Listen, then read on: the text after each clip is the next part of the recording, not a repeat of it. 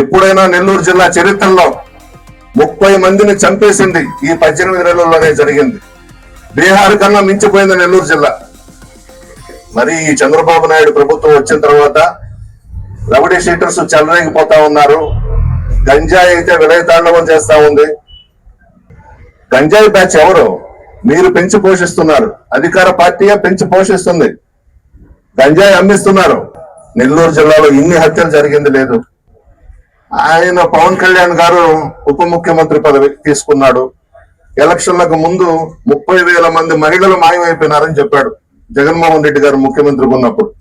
ఇప్పుడు ఉప ముఖ్యమంత్రి కదా, మీ కూటమిలో చంద్రబాబు ముఖ్యమంత్రిగా ఉన్నాడు కదా, పట్టుకురా 30,000 మందిని ఎక్కడున్నారు? మీలాగా లుచ్చా రాజకీయాలు చేయలేదు జగన్మోహన్ రెడ్డి గారు.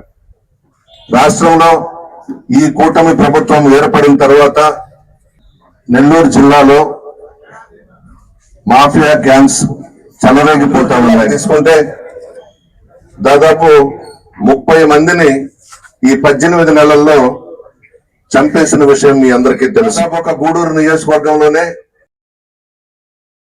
8 మందిని చంపేశారు. ఇంకొక విషయం కూడా అందరికీ తెలిసే ఉంటుంది. మన కోవూరు కాన్స్టిట్యున్సీకి సంబంధించి అయితే ఒక్క నెల్లూరు జిల్లాలోనే కాదు, ఆంధ్ర రాష్ట్రంలోనే దీనికంటూ ఒక ప్రత్యేక స్థానం ఉంది. ఒకటి పులివెందుల్లో వైఎస్ రాజశేఖర రెడ్డి గారి కుటుంబం, రెండోది కోవూరులో నల్లపురెడ్డి ప్రసన్న కుమార్ రెడ్డి గారి కుటుంబం. ఈ రెండు కూడా 1983 నుంచి